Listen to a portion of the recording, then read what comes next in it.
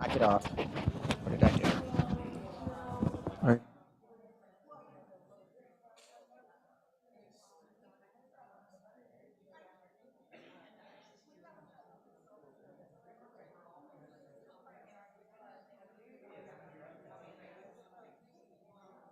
Right. Well, I guess she didn't teach me well enough.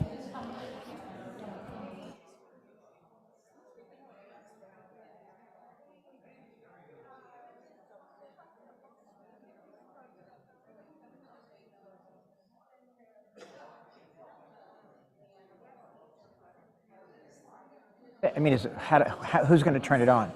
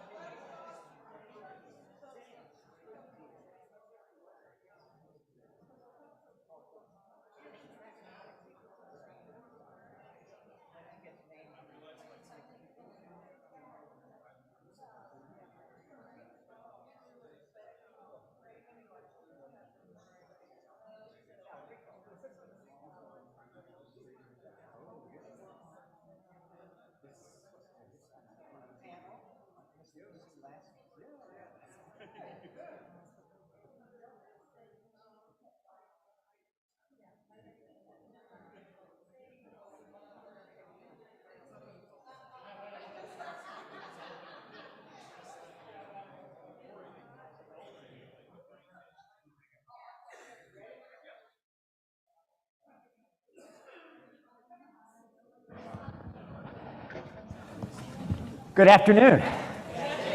My name is Jim Comer, and I am going to be your moderator, although I just left one of my pages right here, you see? Perfection is not my name. I'm going to be the moderator this afternoon for our books not band's presentation.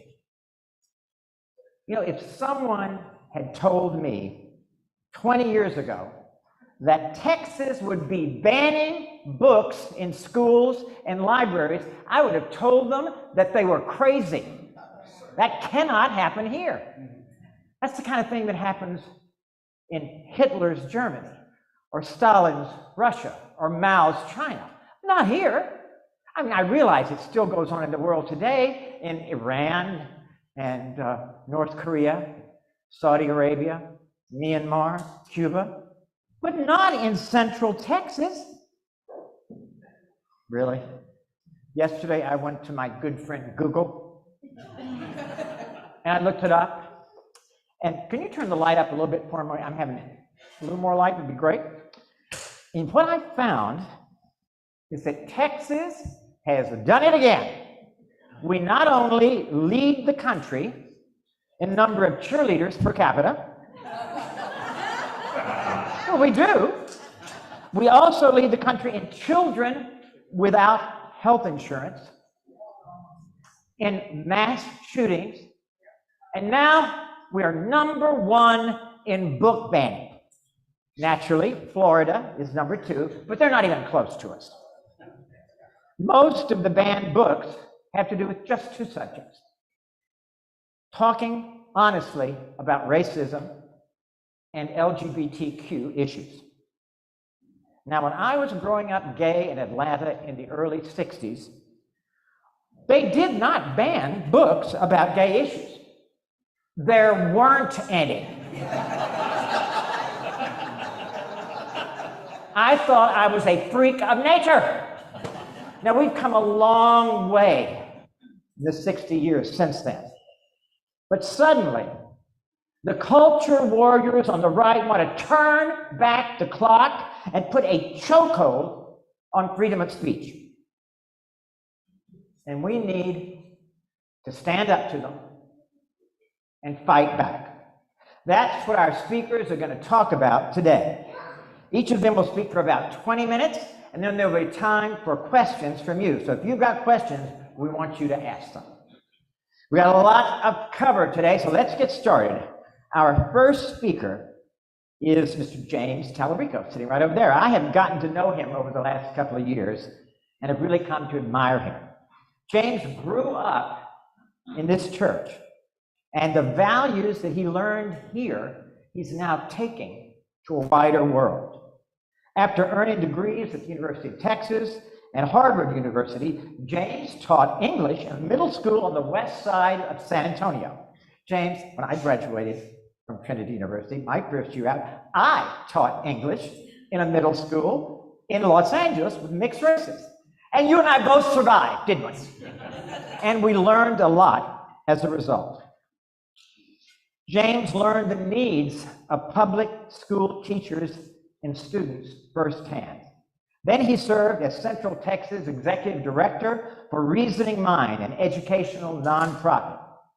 In 2018, against all odds, James took the plunge and ran for the Texas House of Representatives in a safe Republican district. What he did, no, really, he hadn't elected a Democrat ever, maybe, I don't know, not in a long time. He walked the length and breadth of that district, and he got to meet voters one-on-one. He listened to them, he learned from them, and they learned about him. And he got massive publicity. And that year in the special election, he won a massive victory, 50.89 to 49.11. Not a landslide, but a gigantic upset. Then later that year, he beat the same woman by a little bit more. And 2 years later, in 2020, he won by a little bit more. And then in 2022, he moved over to Celia Israel's safe Democratic district, and he won by 76.8% of the vote. And James, I want you to stay there. I want you to, let's give him James, in the Texas House, he serves on the Public Education Committee, the Juvenile Justice and Family Issues Committee, and the Calendars Committee. Listen to this one. For his accomplishments in just 4 years in office, he was named one of the top 10 best legislators by Texas Monthly magazine. As you're about to hear, James is a masterful public speaker. If you're ever feeling down about the state of the world, if you've had just about all you can take of that unholy trinity, Paxton, Patrick, and Abbott, I suggest that you go to Google, put James Tallarico speech to 2022 Democratic State Convention. He just had 5 minutes. And in that 5 minutes, he'll have you whooping and hollering and feeling good about the future. To give us an update on right-wing efforts to censor and ban books in the Texas legislature, please welcome my friend, Representative James Tallarico.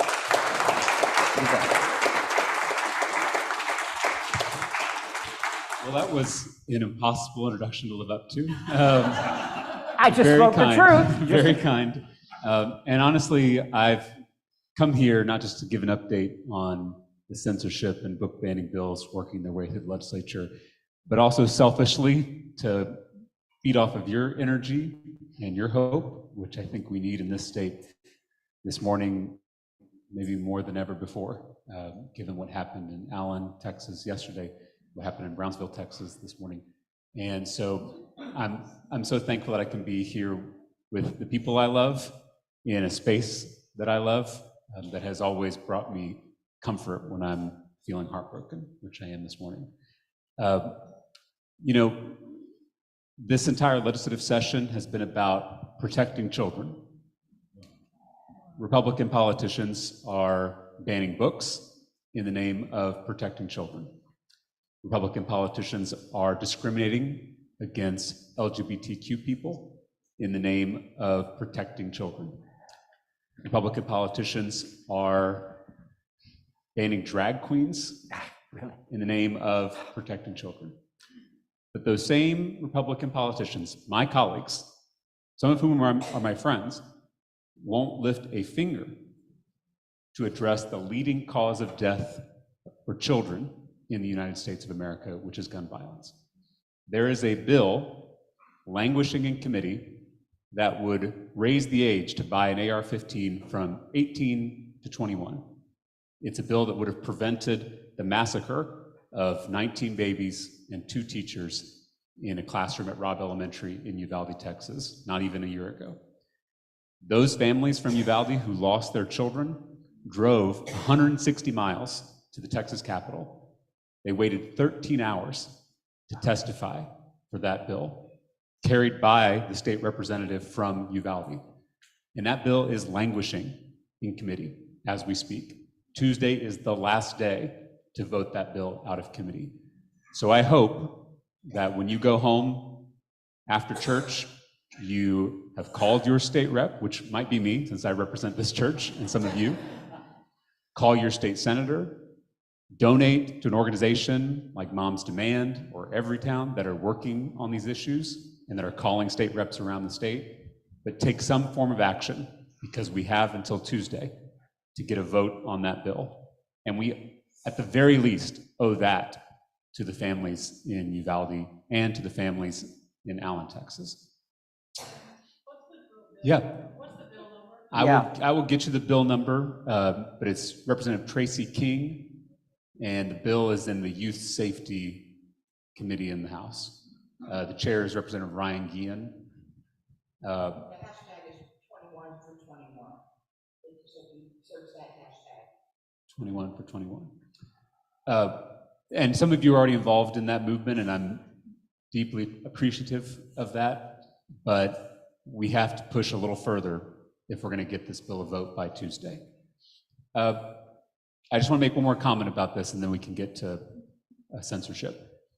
The Republican congressman that represents Allen in the U.S. House said yesterday that the solution to the epidemic of gun violence in this country is more prayer.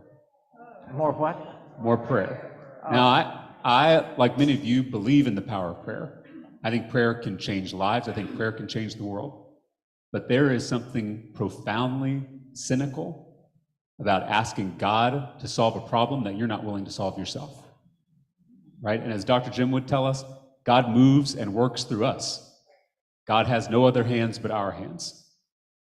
And so I hope that Republican congressman, as well as Republican officials around the state and around the country, reflect on their participation in that prayer and what they owe their communities back home.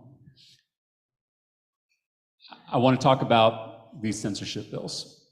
So many of you know, we just talked about that I was a public school teacher before I ran for office. I often joke that teaching middle school is the best preparation for serving in the Texas legislature. Yeah. If anybody here has watched the House floor, you have seen that my colleagues sometimes act like middle schoolers. But in all seriousness, you know, I taught in an under-resourced public school. The west side of San Antonio is a beautiful, historic Mexican-American neighborhood. It's also one of the poorest zip codes in the entire state. And so my students struggled not just to learn reading, writing, and arithmetic, which every kid struggles with, but they struggled to overcome poverty, racism, and systems that have been designed to hold them and their families and their community back. And I saw the power of books in particular to change lives, right? Books comfort us, they move us, they inspire us. Books are powerful, which is exactly why Jim said that authoritarians throughout history have tried to ban them, right? Mao's Cultural Revolution, Hitler's Germany, right? These dictators try to get rid of books because of their power. And I saw that in my classroom with kids who had been through horrific trauma.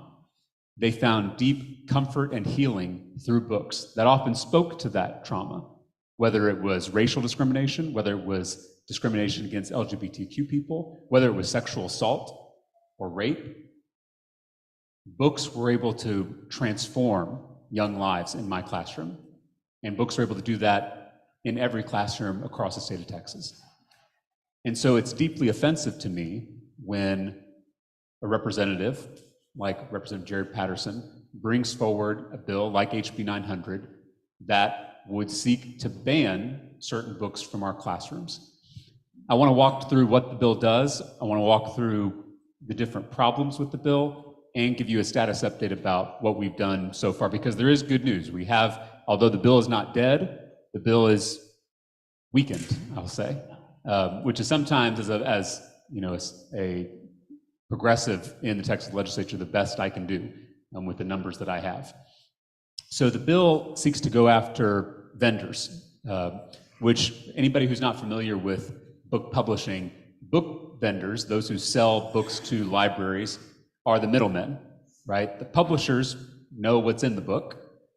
The vendors sell those books to customers, like a school library.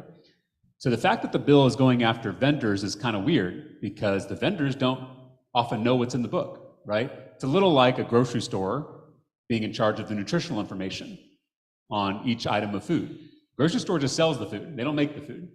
So the bill is not only immoral, which we've talked about, it's also just unworkable, because it's requiring these vendors, these middlemen, to rate books that are sexually relevant or sexually explicit.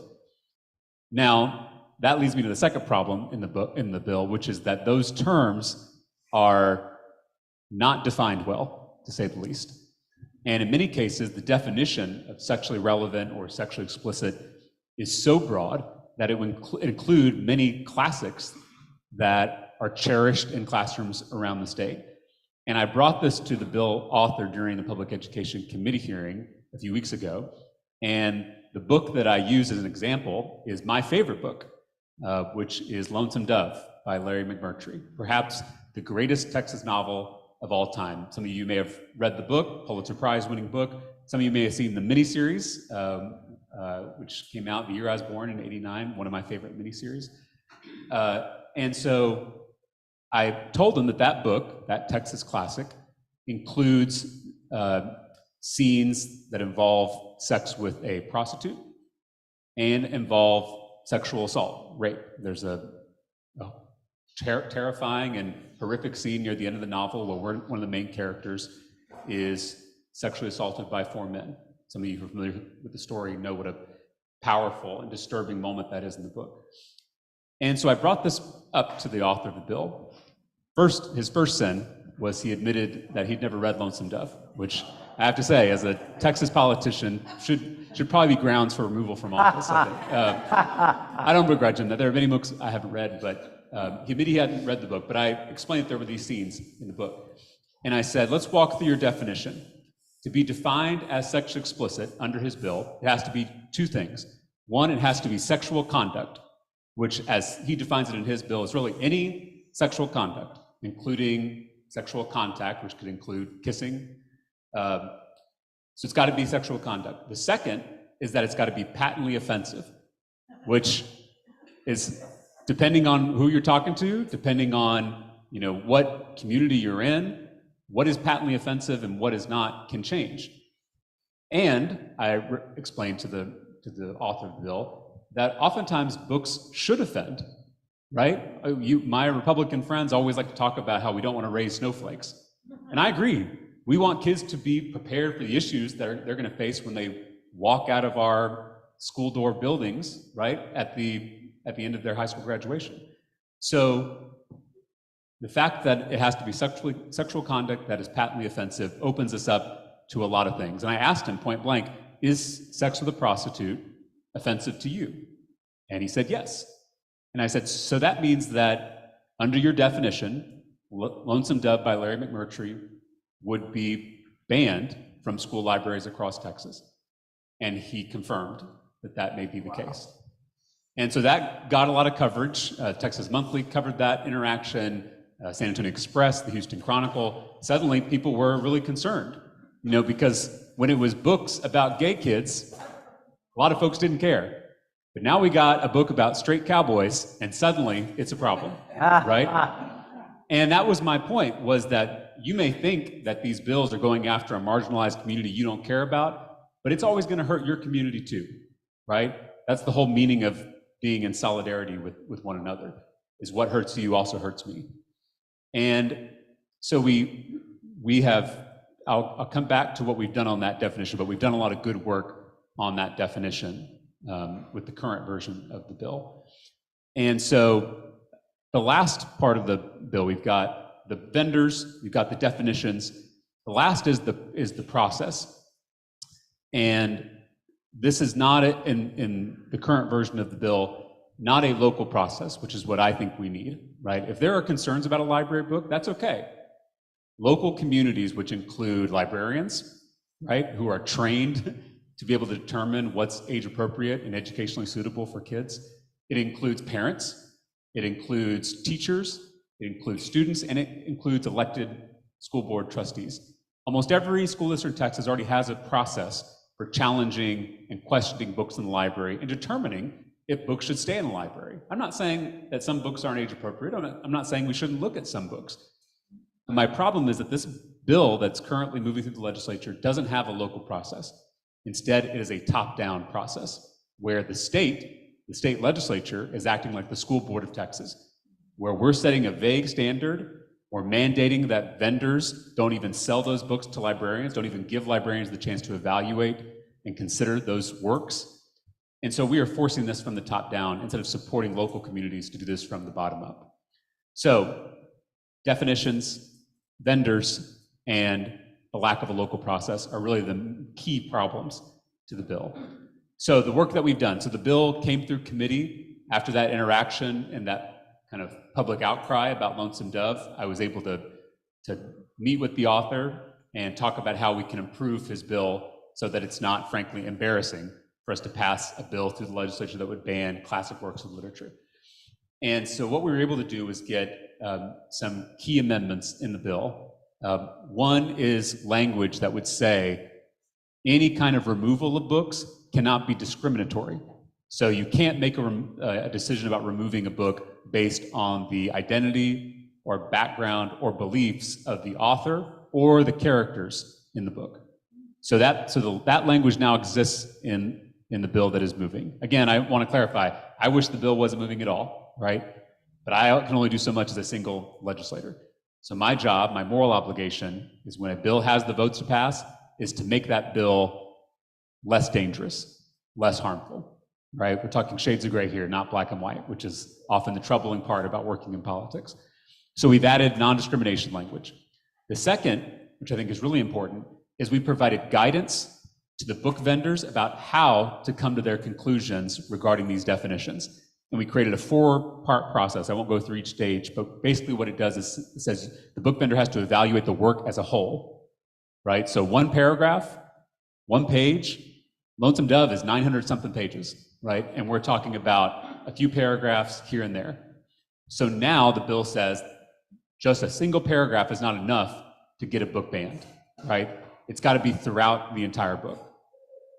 The second is that the sexual conduct that's patently offensive, it has to be written with the intent to arouse or titillate. This is kind of strange to talk about in a church. I don't know, as a member of the legislature, I find myself talking about sex a whole lot, and I don't know. It's not something I ran for office to do, but given what my colleagues file, I have to talk about these things. But that's important, and I'll tell you why, because in the old language of the bill, rape scenes, sexual assault scenes would cause books to be removed. And I've had sexual assault survivors, I've had advocacy groups that help those survivors come to my office and tell me how important it is to have books with survivors as characters, to have books that deal with these difficult topics, especially for young people who have experienced these things in their life. I mean, that's, as a teacher, if kids are old enough to experience racism, if kids are old enough to experience homophobia, if kids are old enough to experience sexual assault, then they're old enough to learn about all those things. And so this now will protect those scenes and those books and keep them on library shelves.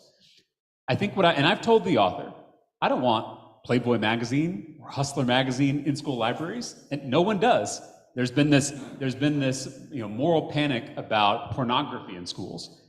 The word pornography has been thrown around really loosely on social media. It's been used to attack librarians, it's used to attack teachers, calling them groomers.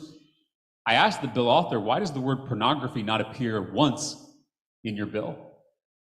And it's because it is already illegal to give pornography to a minor in the state of Texas.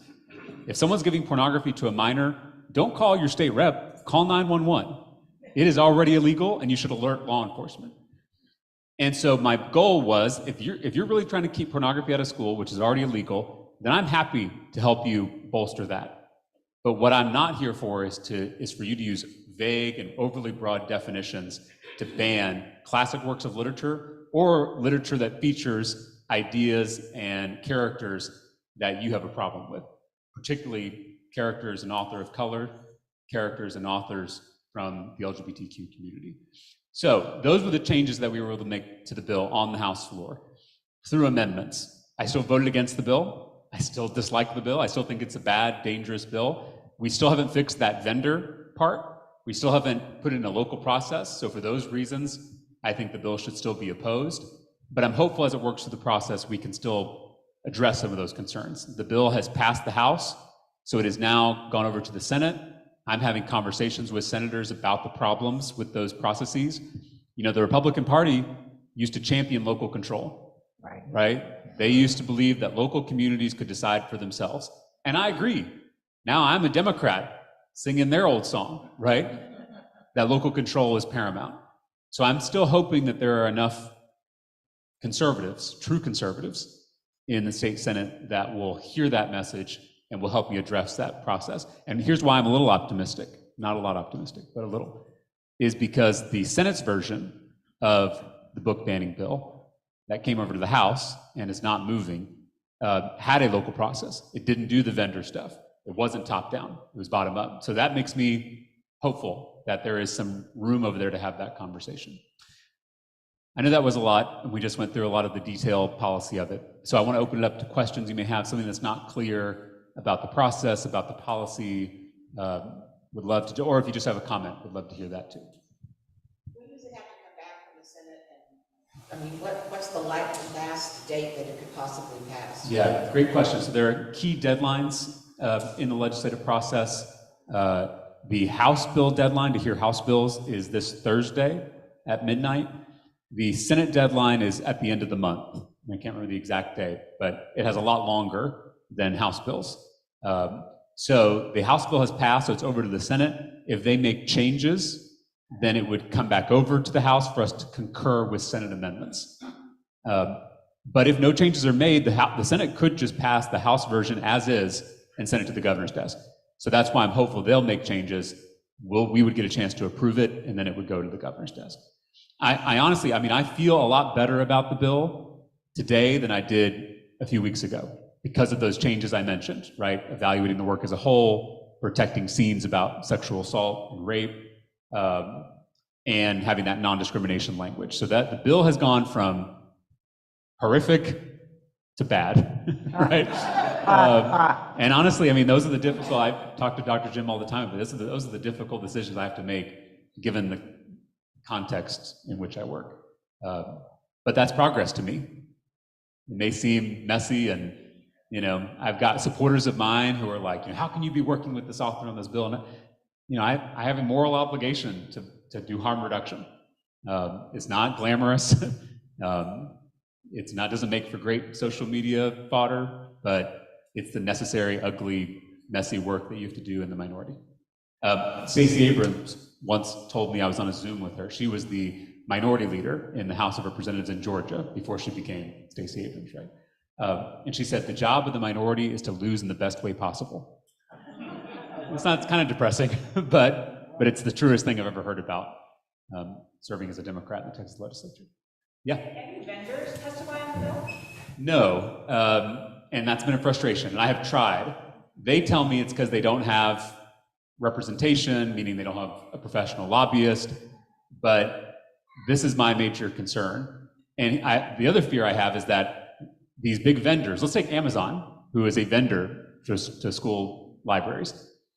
If our bill is mandating that Amazon, this giant multinational corporation, has to create this entire new layer of bureaucracy, this whole rating system of evaluating books, my fear is they're just not going to sell to Texas school libraries, right?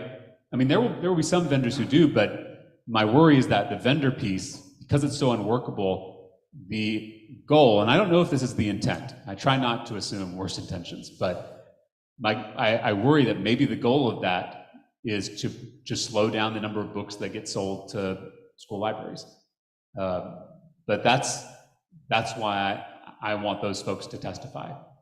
Sometimes the most frustrating thing is that these big moneyed interests will show up when their bottom line is threatened, but they won't show up when it's an important constitutional fight. So for instance, the Texas Medical Association, this is on a separate issue, Texas Medical Association, who I respect, and I've worked with on many issues, they have refused to testify on the bill that would deny trans people necessary health care in Texas. Even though they're members, even though the doctors in Texas know that health care is necessary and safe in many cases.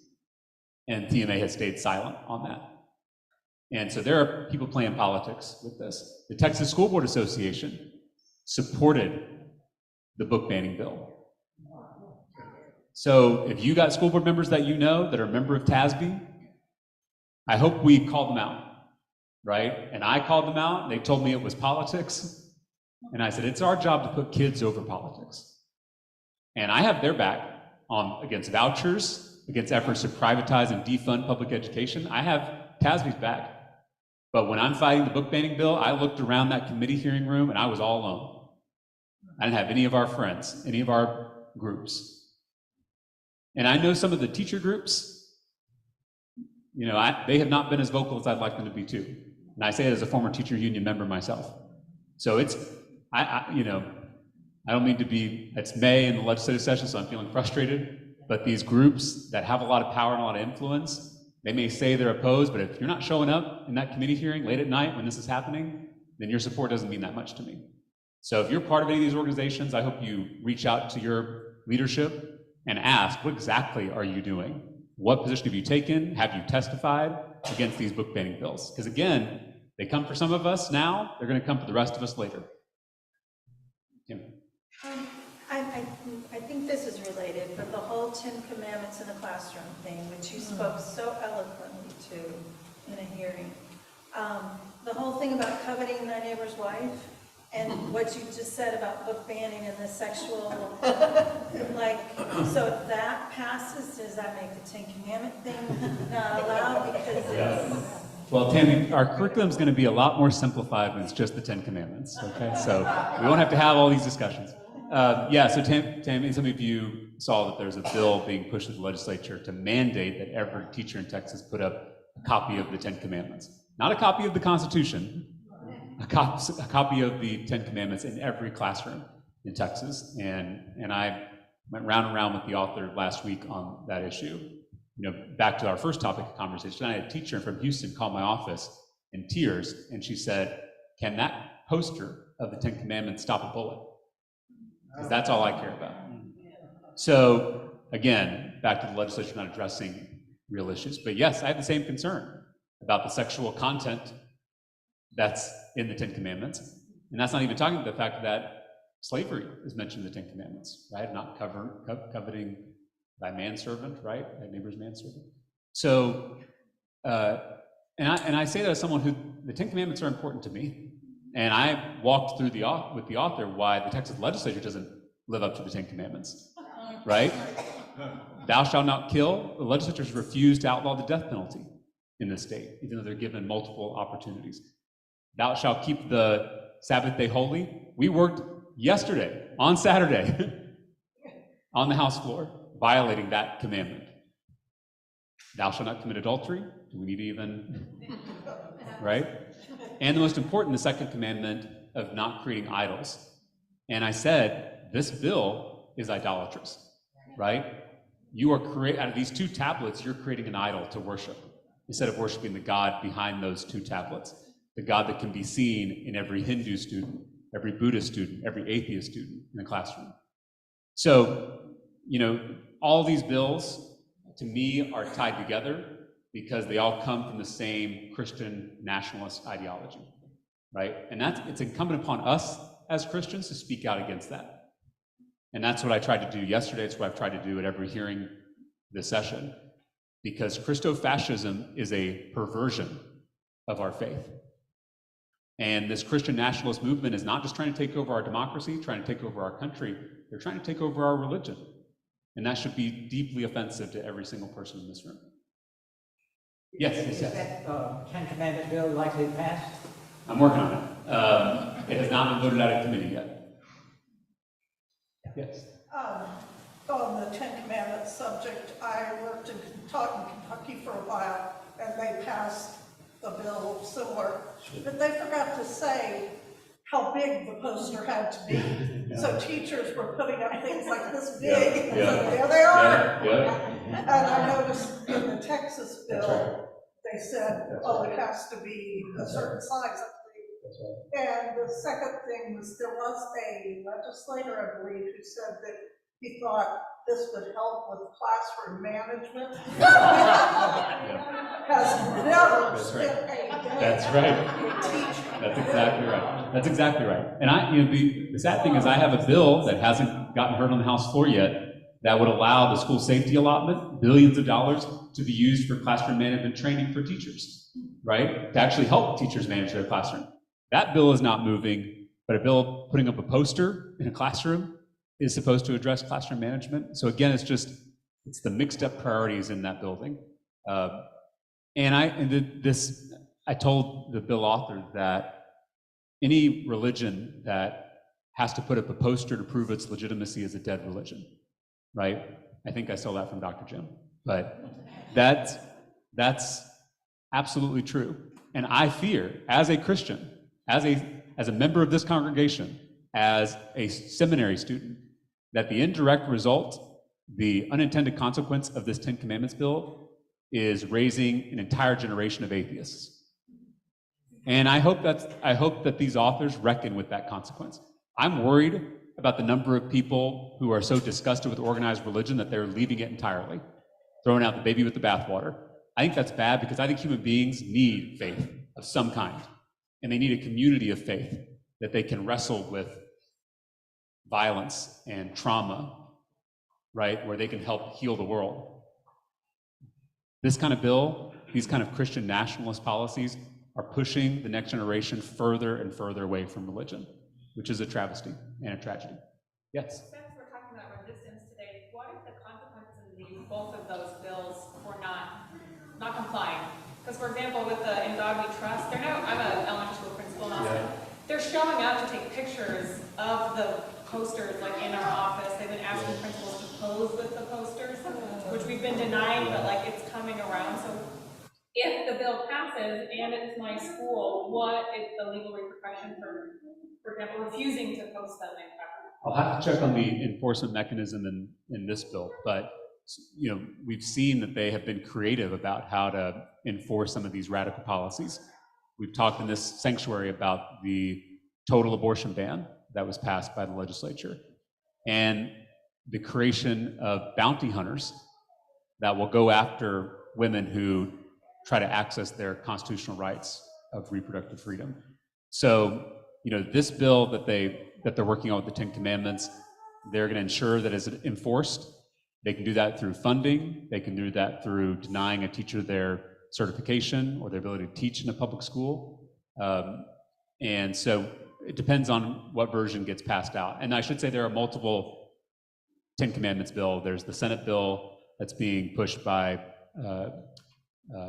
Senator Middleton, and then there's the bill in the House with Representative Candy Noble.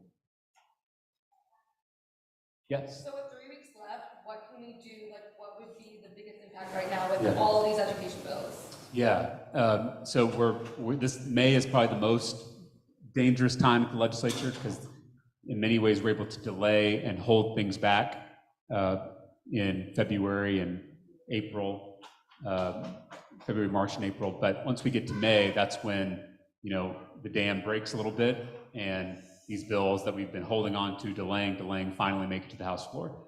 So you really have to keep an eye on these dangerous bills that are working their way through the process in May, because this is when things get real.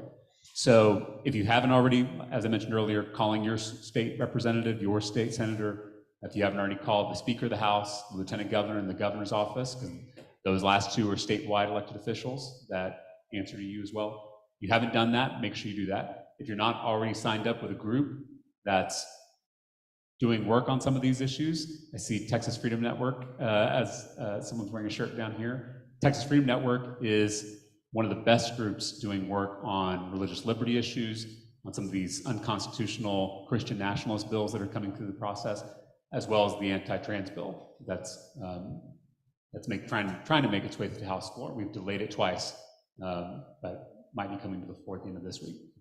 So TFN, Texas Freedom Network, and groups like that. If you're not already signed up with them, I know a lot of us are busy. We got day jobs, or we're taking care of family or kids. Donating to those groups, right? I've got regular donations set up to come out of my account every month to some of these groups. Make sure you're doing that. I know many of you give to the church, many of you give to charities. Consider if you're not already giving to an advocacy group. Candidates are also important, but again, right now at this stage, candidates have already been elected, and their campaigns aren't really going to heat up until the summer and Labor Day. So right now, donating to an advocacy group is incredibly valuable. Planned Parenthood, Texas Freedom Network, Moms Demand. Pick the issue that you're most passionate about, find out the group that's doing that work every day, and get involved by donating or showing up. I know it can be intimidating. The Capitol's a big building, everybody's in suits, and it feels really scary, but it is your Capitol. And so we need you to come down, testify, rally, be in the gallery, be visible. These are all things that would be helpful in the final weeks. Yeah. And you feel that this really is helpful, given that the Republicans are in the majority? Sometimes it just feels like it's kind of pointless. That's a great question. Is this really helpful? Yeah, the question was, is this really helpful? Calling, showing up, testifying, yes. And now, it may not be helpful in the short term, but it's absolutely necessary for us to put up fierce opposition for a couple of reasons, but the most important is strategic. Oftentimes, I can use our ability to cause problems as leverage to get them to come to the table, right? So if there's a bill like the trans bill, we are ready to put up 100 amendments on that bill. We're ready to flood their offices with phone calls. We're ready to have folks testify during the committee hearing and make those members sit there for hours, right? We can use that as a way of saying, if you don't want this process to be painful, come and negotiate with us, right? Help us make the bill less dangerous. Now, sometimes they work around that. So for the trans bill, they took the unprecedented step of cutting off testimony. But that then got its way into the news, into the headlines, and made them look even more unreasonable to the voters who we need to wake up and vote for new candidates in the next election, right? Those brave trans activists showed up to the Texas Capitol last week. Many of them were brutalized by DPS. One is a dear friend of mine, was thrown to the ground, and 4 grown men sat on top of him. And he's a tiny boy, right? And that image was plastered on newspapers around the state and across social media. And any of those in here who have studied the civil rights movement, you know that white Americans didn't care much about the plight of Black Americans until they turned on their television and they saw human beings being sprayed with a fire hose or attacked by dogs. And then suddenly, almost like the Grinch, your heart grows, right? You start to develop some empathy. Human beings shouldn't have to go through that. That young man didn't deserve to be brutalized. He shouldn't have to come to the Capitol and beg for someone to value his humanity. But, although it's painful, there are, change can come through that, right? It can lead to transformation. And that's, in our faith, we call that resurrection. So, yes, it makes a difference. You may not win today, you may not win tomorrow. As Dr. Jim would say, you have to trust that your sunset is somebody else's dawn, right? And that's what having hope is all about. Thank you.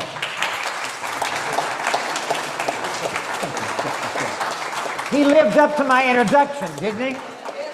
I also want you to know that Representative Talarico was on MSNBC last night, and again, they can still see it anyway? Yes, I think it's on it'll be on our social media pages. That's great.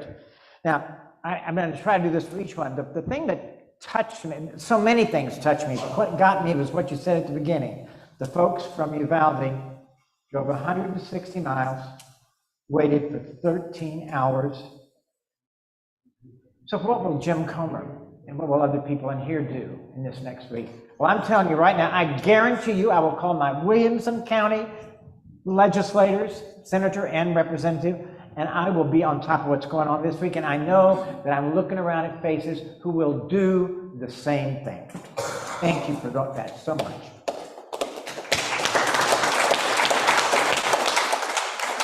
Our second speaker is Becky Calzada, who is a 35-year veteran educator who is currently the district library coordinator in Leander Independent School District.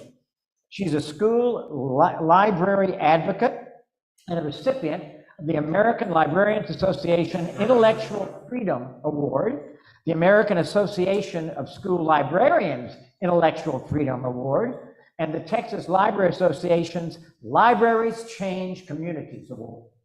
That's a lot, and there's more. But what you're going to remember is what I'm going to tell you next. Becky and fellow Austinite Carolyn Foote were featured by People magazine in their March 1st edition as one of their 2023 Women Changing the World. She was in the same group of 11 women, along with Brandi Carlile, Cheryl Lee Ralph, and Oscar winner Sandra Yo. By the way, I looked up the circulation of People yesterday. I'm doing my due diligence. It's the #1 magazine in America in circulation, and it reaches 80 million people an issue. So we have a celebrity here. Here's just a little of what the article said. When Carolyn Foote and Becky Calzada saw Texas lawmakers threaten to ban books pertaining to racism and LGBTQ themes, they formed Freedom Fighters to rally an army of book lovers on social media and in their communities. Books shouldn't be contraband, says Foote, a retired librarian. We've lost our way in this contentious environment. We forgot what's at the core of libraries, getting kids excited about reading. Adds Calzada, sometimes you need a book to bring reassurance and to validate. Today, Becky will talk to us about Freedom Fighters Fighting Back Against Book Bans and Library Closings. Please welcome Becky Calzada. Thank you. Thank you so much. Can you hear me okay? It's good? Okay. So, thank you so much for that amazing introduction. When I think about me, there's a little bit more about me.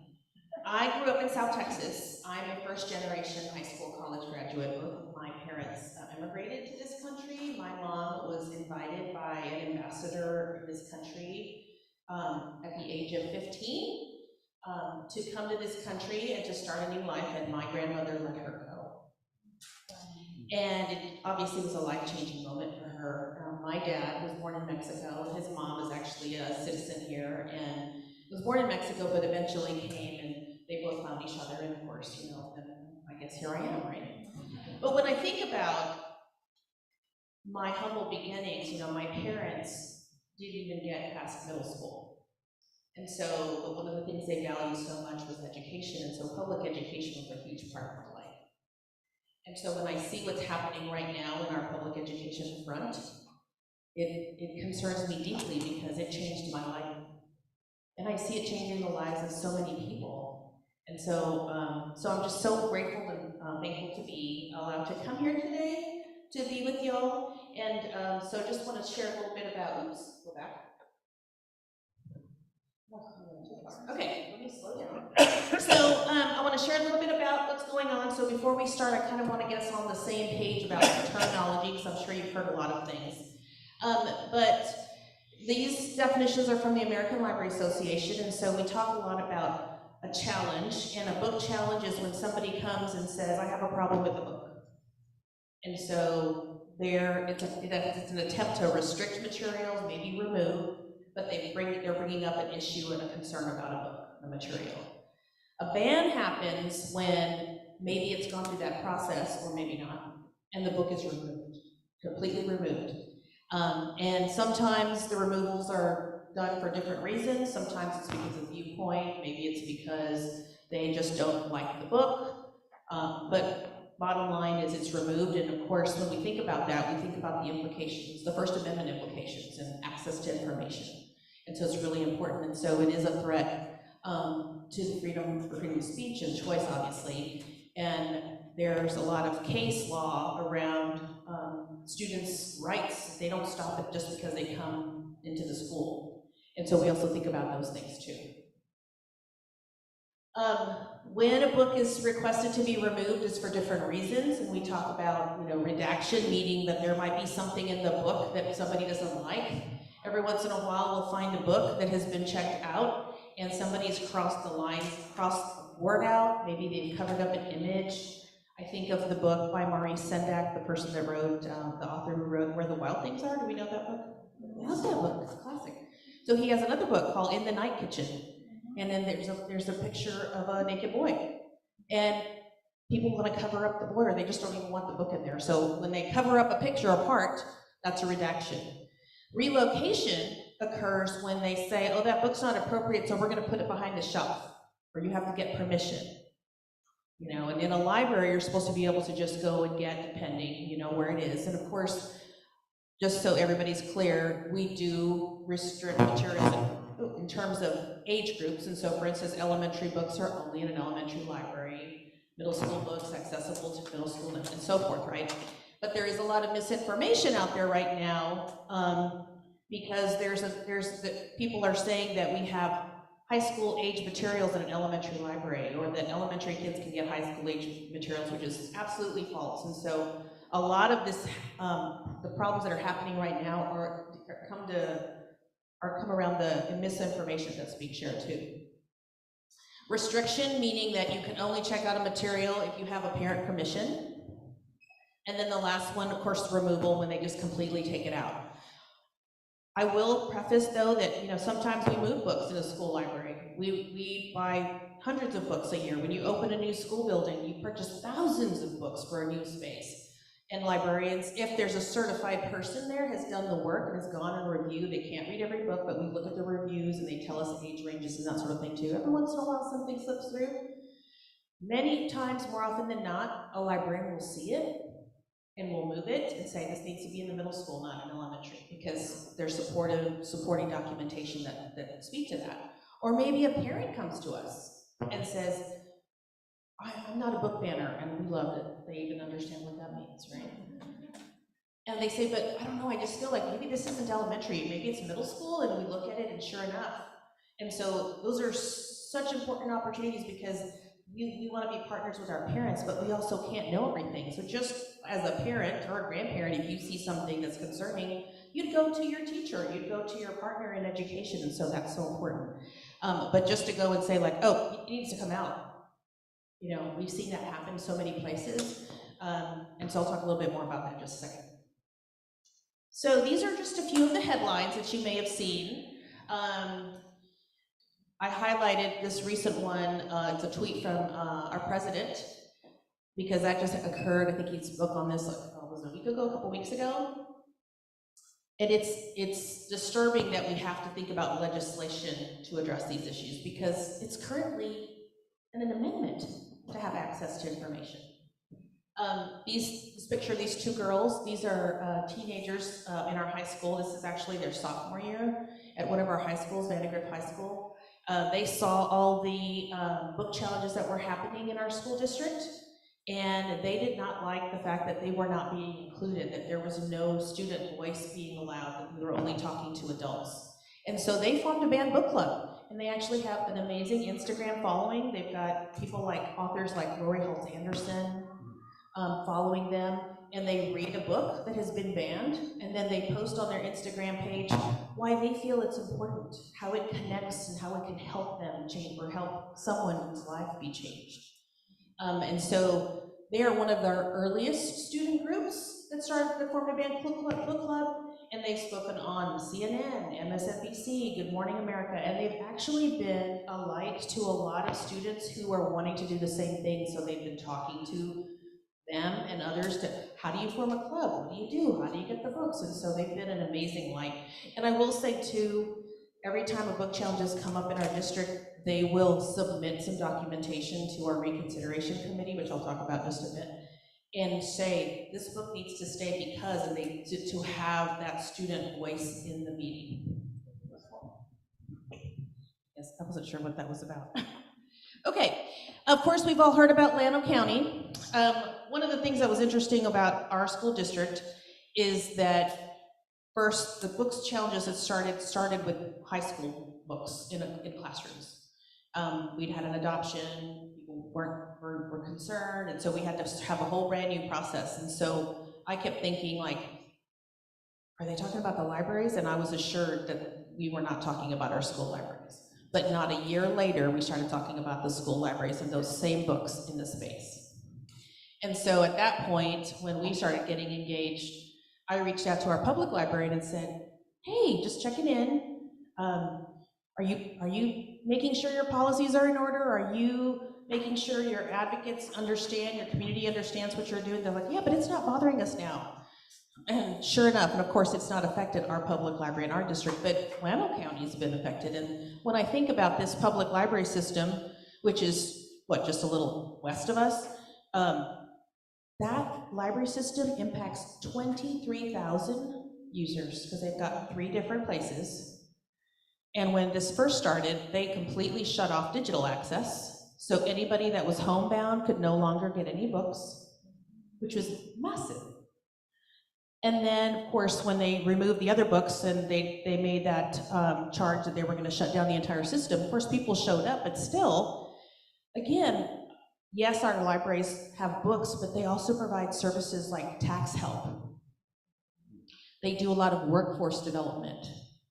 You know, there's several public libraries in the country that no longer have even money because of the threat of book bans and that sort of thing. So governments have taken away even money. So it's so important to stay engaged with our libraries because what we're seeing is it's moving to different places. Here's a couple more headlines. Again, and one of the reasons I bring it up is because there are things you can do, and we'll talk a little bit more, but that top picture is actually a read-in. where community people went to a public library and they wanted to send a message to say like, we use the library, you know, we care about what's happening. So here's some data about some book bans. And so I had two kind of a side-by-side because I'd been originally sharing the one on the left for a while, and it talks a little bit about 681, you know, titles, but then we just recently released some more information. And just so y'all know, I will leave the slides if anybody wants to get a copy later. But do you see the dramatic rise?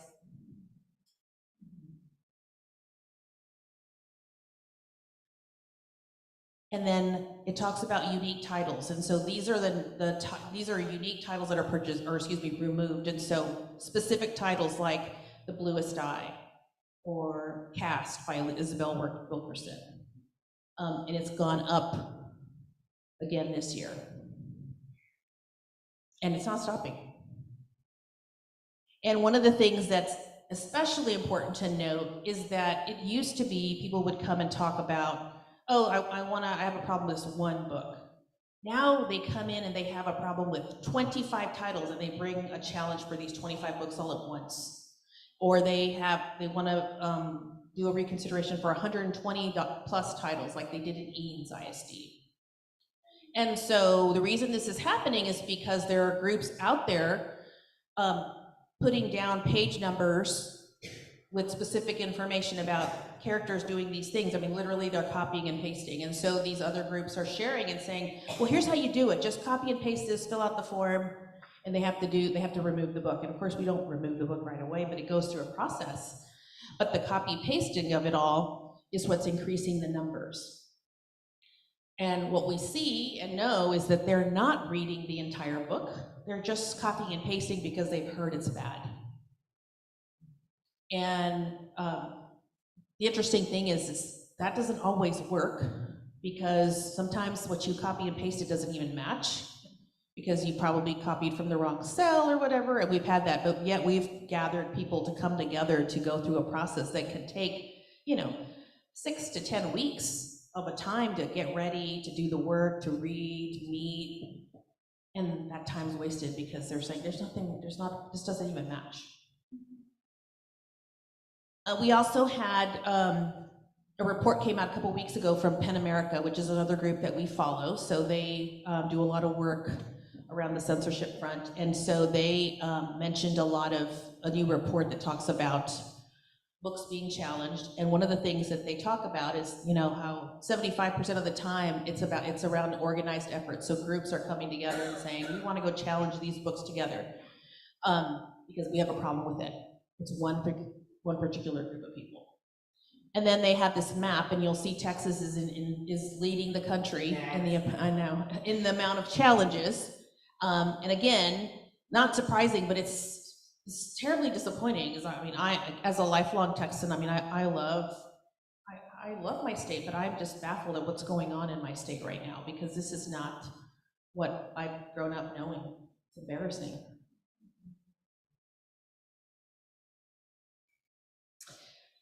So in their report, they talk about 30% of the books being banned about race or racism. They also talk about BIPOC characters being targeted, so any person of color, Indigenous, Black, Brown, and then 20% of the titles banned have LGBTQ characters or themes. So it could be also, and we talk a lot about nonfiction, because yes, there could be informational kind of books, but there's also stories. And I think about what you shared earlier, like they didn't have these kinds of books. It's terribly sad to grow up knowing that, everything you read doesn't reflect the person you are. And there's a great scholar, her name is Dr. Rudine Sims Bishop, and she did this fabulous research piece about windows, mirrors, and sliding glass doors. And so she talks about books being windows. So if a book is a window, it allows you to look into the life of a person's life and walk in their footsteps. It could be a mirror in that you see yourself in a book. And I think about that for me, growing up in South Texas. I grew up going to the libraries all the time. I didn't even know I was gonna be a librarian, but I loved the library, and I would read all kinds of things like Little House on the Prairie, which we now know is disparaging to Indigenous people. But again, reading that, I thought, oh, sugar snow. Well, in South Texas, you're never gonna make sugar snow. There's no way. You're also never gonna go running through the plains, because there aren't any of those out there either. But I didn't see the first book, I didn't see myself in my first book until I was in my late 20s, and it was Too Many Tamales by Gary Soto. Have you all read that book? Such a good book. It's a picture book, and it's about a family that comes together to make tamales, which is what we did when I was growing up. But I never saw a book like that, but I was in my late 20s when I read that. And it's a very special book to me, because it shows the family coming together at the tamalada and making the tamales and cooking them and spreading the masa, eating them and all this thing. And in the whole story, there's the loss of a wedding ring, which comes to a good positive conclusion. But still, I didn't even know that there was something like that would resonate with me. And then we talk about sliding glass doors and being able to step into the life of a person. So those things are powerful moments. And so we've also had a lot of authors that are writing things that speak to their lived lives and experiences, which is even more powerful because they understand. And so again, they resonate with readers. I think about the author George M. Dodson. He talks about being inspired by Toni Morrison, and she would always tell people, like, write the books you never could find. That's powerful, because we know there's a lot of experiences out there that still even haven't been put in the pages of the book. Am I supposed to be pointing this somewhere? I feel like I'm not. There you go. Oh, see, too far. I went too far, okay. Okay, also things that are challenged, things like violence and abuse, whether it's how to deal with sexual assault or learning through the lens of a person that's experienced sexual assault. And I think about Lori Hall Sanderson's Speak. I think about My Name is Chanel, when she talks about when she was raped on a college campus because she was slipped a drug in her beverage. Those are powerful stories because it helps a person that maybe may have gone through that experience to know what to do and how to deal. Or it can also help somebody that maybe is thinking about, like, oh my gosh, I need to remember not to do that. I need to be aware, right? And I think the other thing too that I'm just gonna also slip in is that there's this thought that everybody's running to all the books. There are, in a high school library, easily 13 to 15,000 books. Not every book is read often. And readers come in and they're very specific about what they want to read, but the minute you talk about one book, now everybody wants to read it. Well, that does happen because everybody wants to know and they're curious, but just kind of want to put that out there too. Also, anything about health and well-being. I think back to 2.5 years ago when Matt Krause released his list of books, 850 plus books, and I was scanning through the list. They didn't want books about AIDS on the shelf. They didn't want any books about HIV, sexual health. They didn't want them on there. And then again, because it's just a very targeted access. Who was that? Matt Krause. He used to be a representative and he did not get reelected. Thank you, Jesus. Yeah. And then of course, anything covering grief or death because it's too emotional. Well, death is a part of life.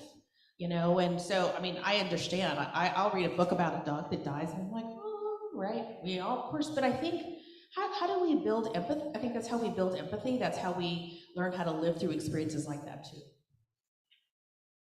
So why does this matter, and what are the consequences? And so I put this picture here. This actually was in a classroom library in Katy, Texas. Katy, Texas has been really hit hard. I believe, I want to say maybe there's a group, Mass Resistance, that's out there that's been targeting them. And so they basically closed down classroom libraries because parents are supposed to know exactly what's in the book, in their, what their children have access to. But when I think about these things, I think about, you know, processes that have changed or maybe just people have forgotten about or maybe didn't even know.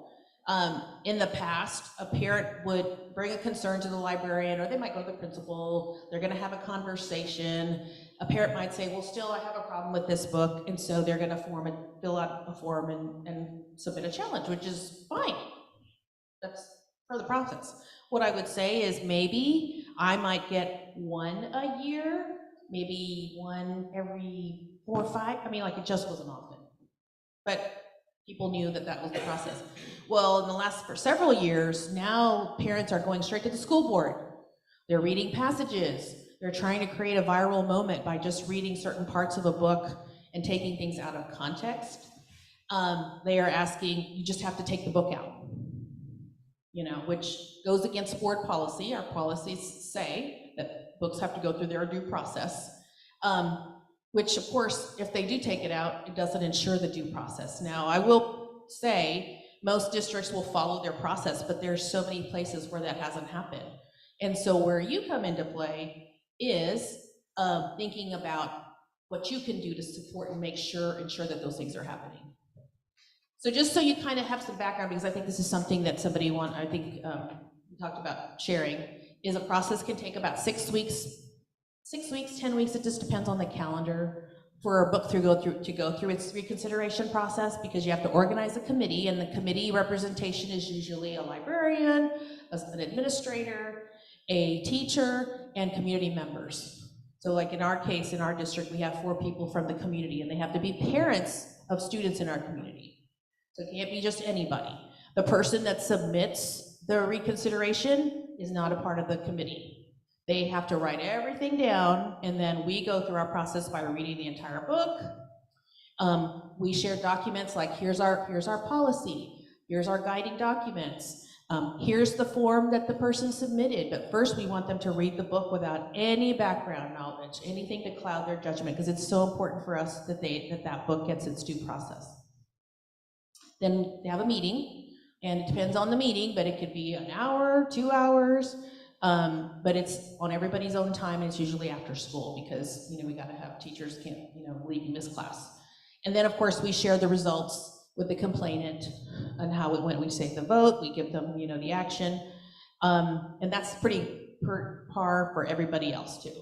And then of course during that reconsideration, and we share this with the parent, we tell them that that book is still accessible because there's to anybody. So we currently have a challenge, and I'm not going to tell you the title, but it's a book that every campus, elementary, middle, and high has it, because it's a popular graphic novel, and it's won dozens of awards. And so of course everybody's going to have it. So when we're in this process, that will still be accessible to the students in our district. So I wanted to share this quote from Judy Blume. Have y'all watched the movie? I saw it last night. So good. So she has a documentary on Amazon. If you've not read it or watched it, you should watch it. It's so good too. And of course, she's on her movie promo tour for Are You There, God? It's Me, Margaret. And I actually listened to the book before it came out, and I went to watch it. It's such a great book. You can see now the movie is like dated because people are on the airplane, on the tarmac at the airport to go read people. Of course, we don't do that anymore. But anyway, she shared this, and she still talks about it, and she's been mentioning it on her promo tour for the movie, and just that she talks about how books that will never be written or never be read, and that's the thing that we think about. These are the implications of what can happen, and of course, our readers are the losers. And I hear often in this work that we do with freedom fighters, it's like, they can buy the book. They can go to Amazon and buy the book. But what's not recognized and what's assumed is that the person that's buying the book has money to buy the book. One of the things about libraries, it's a great equalizer. And so if you can't afford it, you could be in your library. And for so many of our students, our school libraries are the only access point for books. I think about the school district that I live in Leander ISD, 2,000 square foot miles. We encompass so many cities, but our northest schools, the closest library is over 7 miles away. They can't walk to the library. So they count on our school libraries to check out books over the summer, which is what we do. We allow kids to check out 10 books to have over the summer, and some of them do, some of them don't. We also have a digital library that they can check out from. But again, if we shut that down, their access is gone. So when you hear somebody say, well, they can buy the book, well, that's not a fair argument, because it's not being inclusive, and it's assuming that everybody has the means to purchase. So what can you do? I have some graphics up here, and I'm gonna have a QR code at the end where these will all be. So the first one is Unite Against Book Bans. And so I am a member of Policy Corps with the American Library Association. And so we actually are a group of people that do a lot of work around advocacy and policy around schools. But we actually have a group, I'm part of a subgroup that's focused around intellectual freedom. And so I've done a lot of learning about this, laws, blah, blah, blah, all the things. But that's why I'm here with you today, because I want to be a resource to you. So you can look for them, Unite Against Book Bans, and you can sign up to get member information, and they won't send you tons of emails. But when they want to activate a group in a certain area, like they wanted to activate in Llano County, they sent out people in the Central Texas area, sent an email, said, if you can go, can you write? Can you be there? Because they try to activate by the need. Because one of the things that we know that works well is for our communities to be engaged. And I think about everybody here has a circle of influence. And everybody here has at least 5 friends or more. And when I think about things that are important to me, that I'm passionate about, I reach out to people and I say, hey,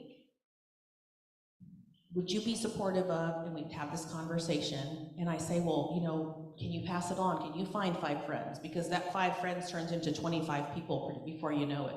So getting engaged, they're also Unite Against Book Bans, along with Texas for the Right to Read, which is part of the Texas Library Association. They both have resources, toolkits for you to write to your school board, for you to have data, because there's actually data, overwhelming data, that majority of people are against book bans. But we don't have enough people speaking out. We have a very vocal minority that's being very loud. And so those toolkits give you talking points. You can copy and paste them. They've got graphics if you want to post on your social media sites, and they all have a social media presence, so you can follow them on Twitter or Facebook, and you'll get information about what's happening and share, again, with your circle of influence. Texas Freedom Network, again, they do a lot of advocacy work, and we work with them too. We all try to stay connected and say, hey, do you have this? Can you help with that? So I would recommend connecting with them too. And somebody that's new is Let America Read. You may have seen this on social media channels also. So they have gotten some actors that come together, and they are leveraging their reach and talking about books and book bans and why they're bad. So if you're interested, you can follow them. And then also, of course, participating in elections. We just had an election yesterday. We had 3 bond elections in our school district.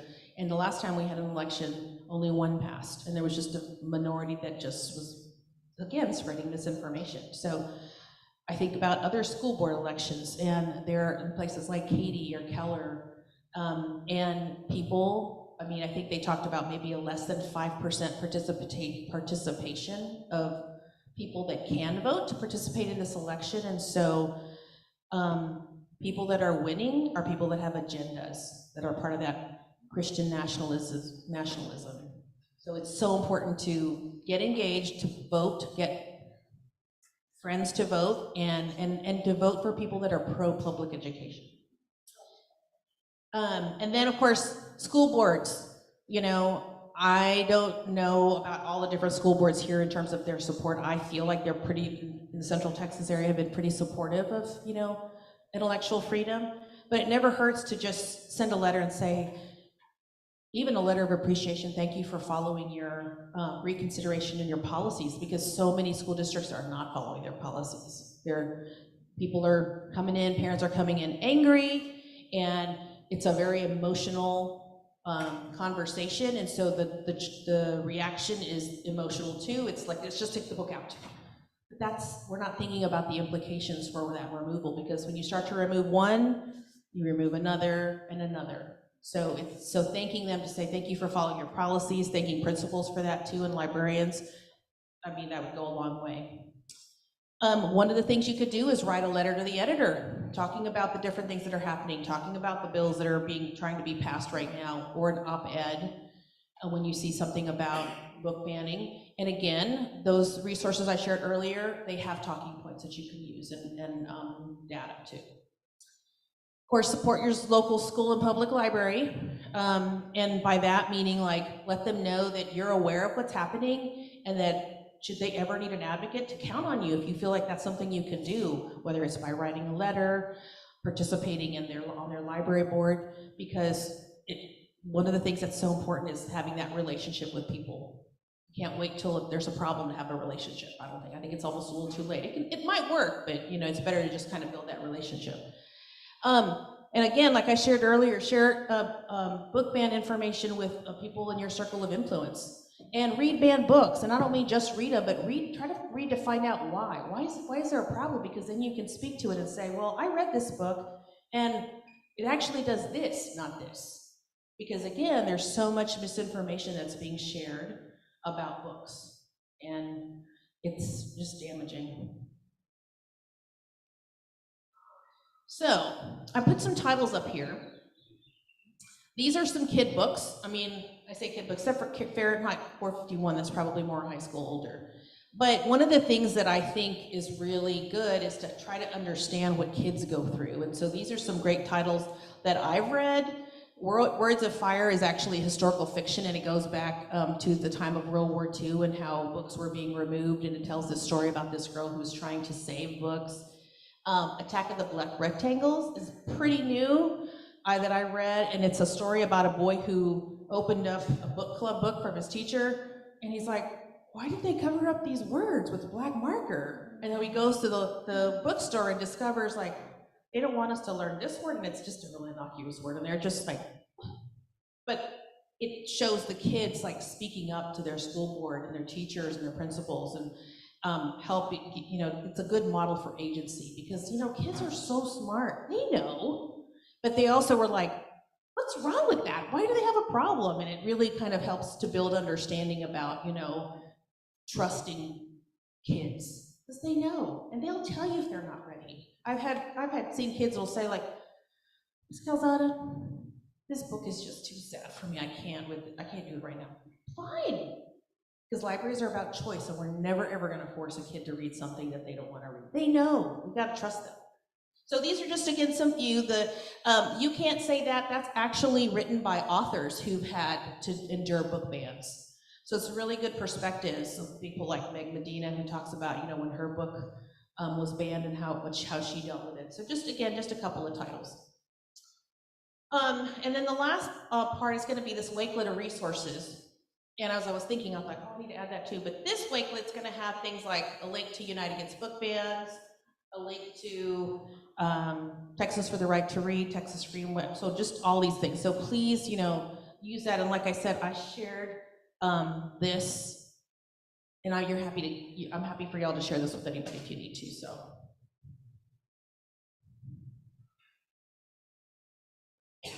Everybody get that? I think I'm gonna leave it there. I think the last slide is questions. So. Open it up for questions. Yes. Any questions? I will share, and I know you shared a little bit about this, but our group, Freedom Fighters, was born about 2.5 years ago in the fall, and it was at the early onset of the book bannings that were happening. And I was very frustrated because I felt like nothing was being shared in support of librarians. I just saw the bashing that was happening. I saw the books that were being removed or threatened to be removed. And I was scrolling on the Texas Ledge hashtag on Twitter and texted my friend Carolyn and said, what if we did a Twitter takeover, a hashtag takeover, and we talked about books we love that changed our lives? And she was like, that's a great idea. And we could, write these messages, and we could do it in secret, and then we just do this 2 days before the election. And I was like, okay, I wasn't thinking about that, but And sure enough, we shared it with authors, and so on that day, so many people just scheduled tweets. It started about 5 o'clock in the morning and went through the whole day. And of course, I'm working, so I didn't do any tweeting during the day because I didn't want any conflicts of interest. But what we noticed is that day, that Twitter hashtag freedom, FREADOM, was the 6th trending topic in Twitter that whole day. And people just started jumping on and sharing the books that they loved and how those books had changed their lives, and talking about how libraries are important. And so that what we saw was this just groundswell of hope being born, because nobody was talking about how books had changed their lives. Everybody was talking about books were bad, and this book was doing this, and this book had that. Nobody was talking about the positive impacts. And so from there, we launched a Twitter account. We have a hashtag also, and then of course a website, which we're working on. We're redoing some things. Because at the time, there was no ALA library doing anything or TLA library doing anything, because it was so new. We were just all kind of like, well, you know, kind of bigger ships take a little long to steer, you know? But here we are, and, you know, like I said earlier, like the whole people thing is just crazy to me, because I think, again, like, I never would have imagined these things, wouldn't imagine being here talking in front of you either, just because, not necessarily something I plan, but somebody steered me this way, and I just figure I'm very much, I'm a deeply spiritual person, and I believe that I'm gonna let go and let God direct me. And so I fully just believe that God's directed me where I'm supposed to be, doing the work that I'm supposed to be doing, and so that's what I do. And so I'm just so grateful for the opportunity to be here, to be asked to be here today. But if I could ever be a resource to y'all or anybody else, please don't hesitate to reach out, because we want to help. Thank you. No questions? Okay, Okay, yeah. I saw in Florida, Yes. their rules are such that teachers have to catalog all the books in their classroom and submit that list for review. And while that happens, the kids can't read the book. So I'm not super familiar with all the Florida laws, but what I can say is they actually, in one of the bills, and I'm not sure if it was HB 900 or Senate Bill 13, they squeezed in and classroom libraries too. So I don't know. It's possible, and I think just depending on the language of a bill, it's going to define what we do. I understand where it's coming from. One of the things I tell our librarians, and I tell anybody that I meet, one of the things, if you hear questions come up over and over again, like, well, we don't know how those librarians get the books, or we don't know how they do, we don't know, blah, blah, blah, whatever, right? Whatever the question is. When they get repeated over and over again, there's a problem. Because if you don't know, then there's something on my end that I'm not doing. And so one of the things I think that has been priority for me and for many librarians and many school districts is to be more transparent. So now if you go to the Leander ISD page, you'll see a parent section that'll say, this is how we select books in Leander ISD. This is what happens if you would like to see what's in our school libraries, and there's a catalog link for you to look as much and how long as you want. And so I think transparency is important. I tell our librarians, because I've had a couple like, maybe we should just shut down the link. Why? Do we have something to hide? I don't have anything to hide. I welcome a conversation. Do I think we have some work to do with building relationships with our families again? Because, you know, especially since COVID, I mean, we all shut down, and there's 2 years of people that maybe weren't coming into our buildings as we used to do, because it's what we did. How are we rebuilding those relationships? And so those questions that come up, can I find out what's in my child's classroom library? I don't think it's a bad question. I don't think we have to go to the school board for that question. I think we can go straight to the teacher and say, can I see, or, you know, what do you have? Or as a parent, if you have concerns about certain topics and for books that your child can't read, you can absolutely say, I prefer my child not read this kind of a book, or give us some titles, because we're happy to partner with you. But we also say, we just want you to have that conversation with your child too, because we don't ever want to shame a child or embarrass a child for what they want to read. We have to follow what their parents want, and we respect that. Well, we respect that right. What we don't want is for one parent to determine what all kids get. That's where the problem is. Sure.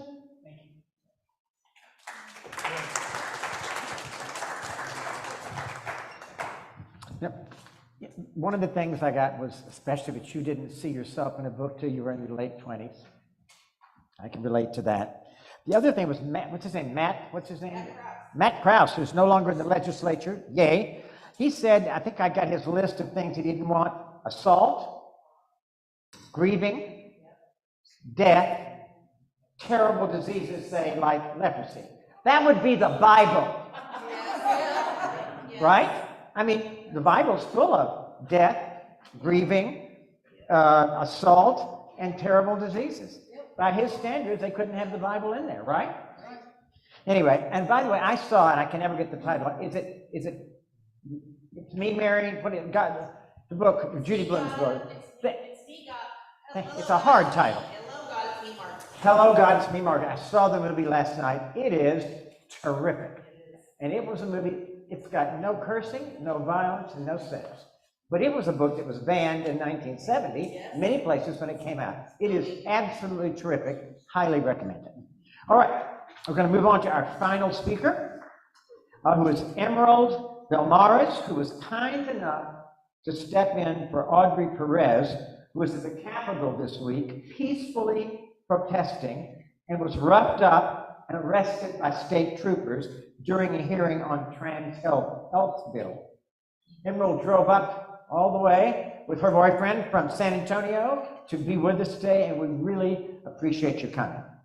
An organizing strategist for the Texas Freedom Network, Emerald has been helping lead Teach the Truth efforts across the state.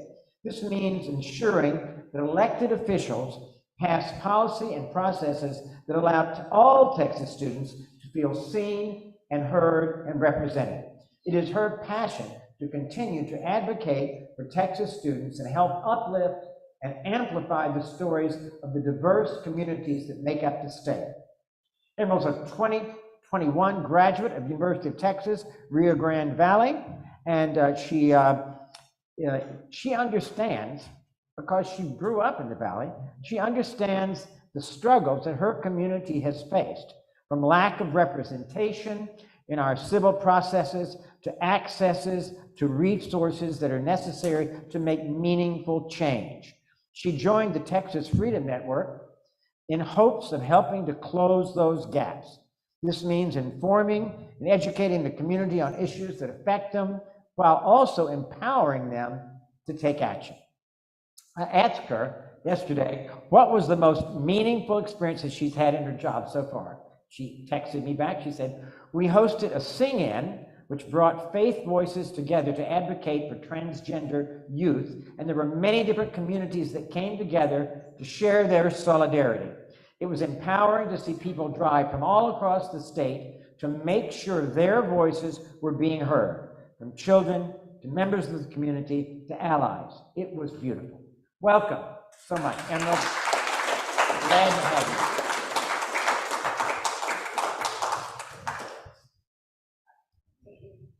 I don't want to take up too much more of your time. I know a lot of us have been here since earlier this morning, so I'm going to kind of go through this.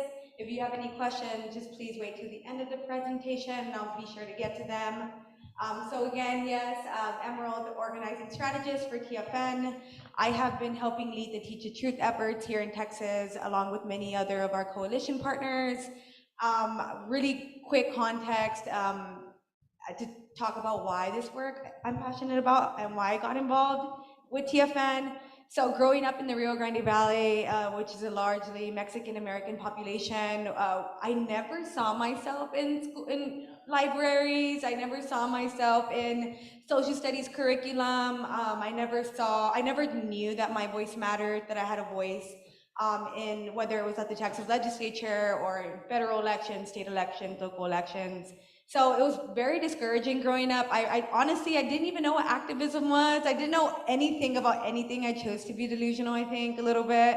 I didn't choose to, actually. I think that was forced upon me with the public education system here. But that's another story for another time. So I'm going to jump right in.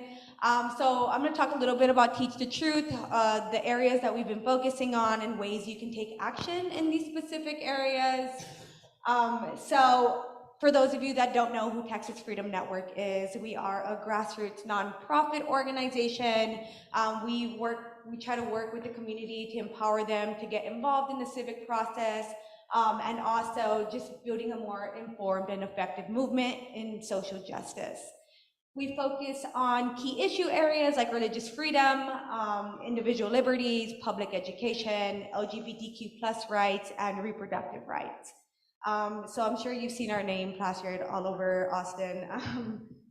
So our vision for this Teach the Truth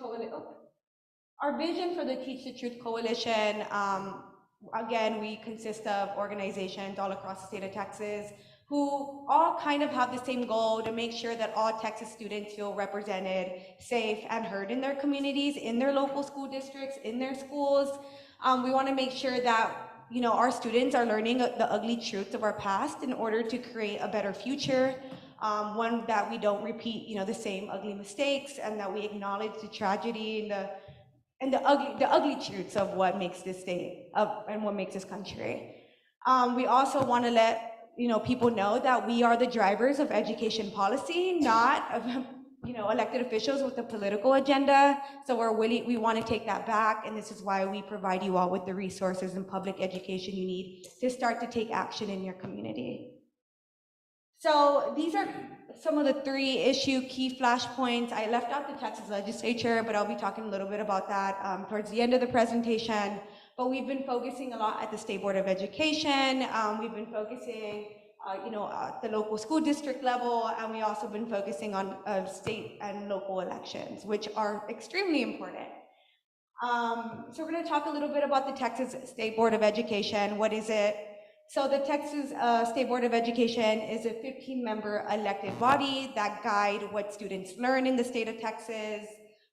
They usually make decisions about the curriculum and graduation requirements based on feedback from experts, community members, and organizations like Texas Freedom Network. Yeah. So why is the State Board of Education important? So it's important because they adopt curriculum standards, so what Texas students do and do not learn. So last year, they were supposed to meet and kind of make updated changes to what social studies curriculum should look like, kind of to be more compliant with the state law that was passed in 2021, SB3, there's a lot of numbers, SB3, SB8, which was the anti-CRT bill that essentially bans all efforts to talk or curriculum to talk about race, gender identity, and sexual orientation in our public schools.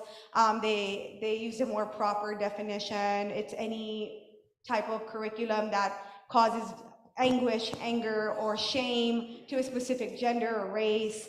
I guess they're just afraid to talk about the truth, right? So why is it important here? So it was important, again, because they were supposed to meet, and what ended up happening is that they ended up halting those revisions. I'll go more into it in the next slide, but that it's important because what happens in Texas usually affects the rest of the community, the rest of the country. So that's why that effort was so important last year. We wanted to make sure that the social studies curriculum was inclusive of the diverse communities that make up the great state of Texas, Mexican American, African American, indigenous people, the LGBTQ+ community, and so on. So, there's a history at the State Board of Education. There wasn't revisions until in 2010 is when they made their last revisions, and we know since then there's been a lot of historical movements and important information that our students need to know. So it was about time that they met last year to kind of discuss these things and how to implement them into the curriculum. So we testified, we spent hours testifying at the State Board of Education, kind of doing public education around what the State Board of Education means. People don't understand how important it is to vote in these elections. So usually what happens is that people who are running for State Board of Education usually focus on hot button topics so that they can get, they can get people interested in what's going on, but this is often a place where things go overlooked or underlooked, and people don't understand how much power these people hold because they make curriculum standards for the rest of the state. And again, they decide what does get taught and what doesn't get taught. So again, you can see here Marty Byers, one of our program managers who testified at the State Board of Education on behalf of a more inclusive curriculum. We have some volunteers, we have some students. You know, we tend to host a lot of like press releases before meetings, trying to just gain traction on the media to amplify what's actually happening at the State Board of Education. So again, yeah, last year, so there's a quick update. In November, the board voted to halt all revisions until 2025. So this is almost a decade of another generation of students not learning the truth about Texas history, American history. And again, they were going to continue to feel invisible in their classrooms in some cases. For me, and we have a more conservative board. So a very extremist board. So it's also a conservative majority. There's 15 members, 10 Republicans and 5 Democrats. And most of the Republicans on that board are extremists. I like to call them extremists because that's what they are. They all ran on, they all ran on extremist platforms. They all ran on the anti-CRT. They jumped on that bandwagon and kind of are infiltrating what is actually going on in public schools without addressing the real issues. So and I think that's also why they halted reviews, so to make sure that the more conservative board was there when they decide to make these decisions on what should get taught. The State Board of Education, I hold nearly and dearly to my heart because, again, growing up, I did not see myself represented, and the only reason I got into this work was because I took a Mexican American study course in high school. It was a college course, and they fought really hard for that. Like, why should my community be taught as an elective and not in the Texas curriculum? That's very unfortunate, but that's the reality of what things are. At least we now have an elective to talk about my community and our impact in Texas history. So I don't think that we should continue to make our curriculum more inclusive because it'll inspire people like me to get involved in the process, and while also acknowledging that my voice matters just as much as anybody else's. And I think that's what they're scared of, right? So that's why they're not trying to put all these notable people of color figures in our history books. They're scared. They're scared of us, let's be honest. They're scared of the youth. So our strategy at the State Board of Education was, again, attending State Board of Education meetings, testifying, and also holding representatives accountable. Because at the end of the day, y'all, they work for us. Like, a lot of people tend to get intimidated to stand in front of 15 board members and address them and call them out for what they are, and extremists. So y'all, they work for us, and we need to make sure that we're voting them in and out of office if they're not pro-public education. So yes, again, it can be daunting, but y'all, this is necessary work, and I hope that we recognize how impactful our voices and our vote matters in these elections especially. So that's a little bit about the State Board of Education. Very fun work. We now have been, as we see the right-wing movement to censor classroom discussions and ban books, we see them creeping into our local school districts. Becky talked a lot about what's been happening in Central Texas. A lot of what's happening is around North Central Texas, but we know that it's going to spill over eventually to the rest of the state. So these are just some headlines that have some metro regions that have made headlines. So we know that Round Rock, which is just a 5-minute drive probably from here, they face a lot of criticism for books on their shelves. Northeast ISD currently, as of right now, is the largest, it might be the school district with the most book bans in this. It is in the state. I don't know in the country. Is it in the country? I don't know. They're up there. Yeah, so yeah, they're definitely up there, and first in Texas for sure. And I am from San Antonio, so that's a little bit embarrassing, but yeah, so we also have people like Katy ISD who have been facing scrutiny and controversy, and they also elected a more conservative school board there. We know Granbury, they're always on the news. And yeah, that I don't even have to say too much about Granbury, but those are some key regions that we've been focusing on. We're not giving up on Granbury. It might seem, a lot of people like to think of it as a lost cause, but I think it's an opportunity for us to engage and inform people on what's actually going on. Because we know that this is a misinformation campaign about what's actually going on in our public schools. So where it started, again, Representative Matt Krause introduced a book, a list of 850 books to TEA. Again, he literally does not have the authority to do that, but somehow he did do that.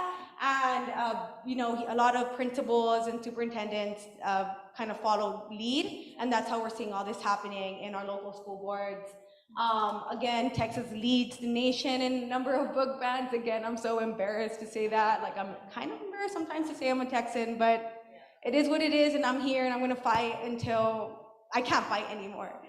So, yeah, so what are local school boards? Just some quick info. An elected body of community members who volunteer their time to improve their public school districts. It usually consists of about 5 to 8 members. They're elected every 4 years, and it can vary actually between districts, I think. They usually play a critical component in public schools. They establish policies and regulations and guide districts on how to operate. And they also work to improve student learning and success, or they should be working to improve success in schools.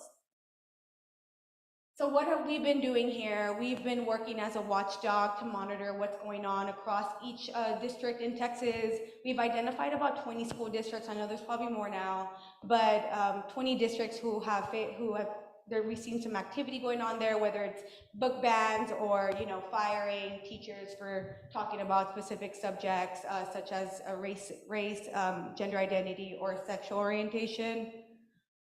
We also provide resources and trainings to local advocates who choose to take action in their communities. And we also work with our Teach the Truth partners to fight back against the book bans. So one of our really good partners is the ACLU of Texas, and we know that they have been kind of the leaders in the legal realm of what's been happening. So like challenging these books, they're challenging the people who are challenging these books, taking them to court and letting them know that this is not going to slide and it's not going to be as easy as they think it is. So we've been working with people like them. We've been working with you know, banned book authors whose books have been banned. I met Carrie Ann, who had a book banned in Northeast ISD, and it was really interesting to hear their perspective on what's going on and how it targets or puts targets in the backs of authors.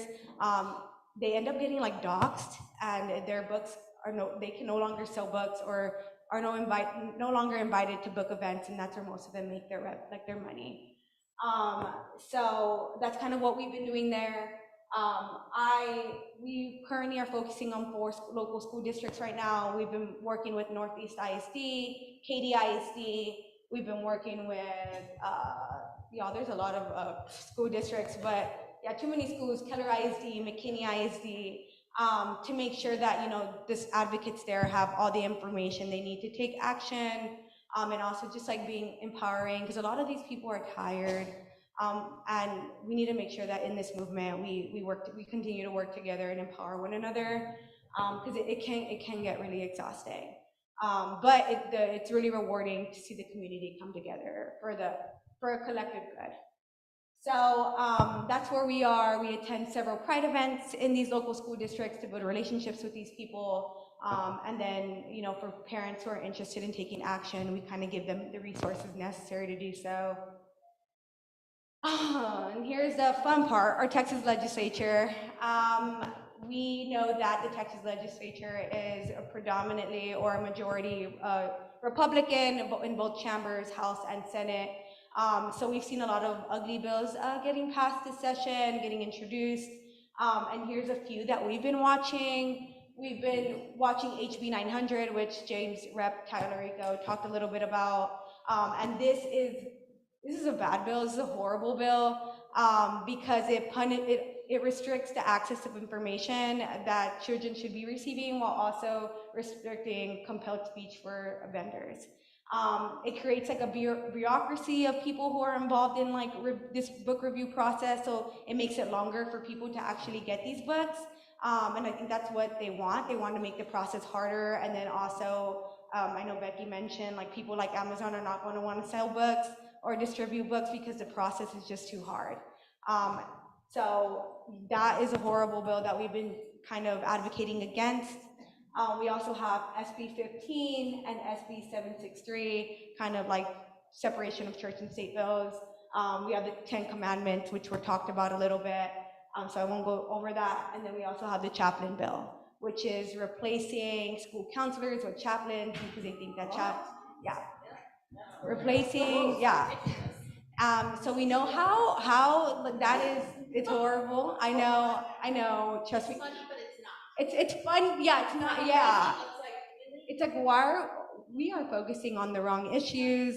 The GOP does a really good job at creating crisis where crisis doesn't exist. Why are we allowing chaplains who have no expertise on like child education or development, or talking about mental health? We know that's just absurd, and that bill should not be passed, but it seems to be moving, y'all. It seems to be moving, so we hope that at the end of this presentation, we can get you signed up for our ledge updates so that y'all could know when these bills are being heard and y'all can take action against these bills because they are horrible. We have SB 17 and 18, which are higher education bills.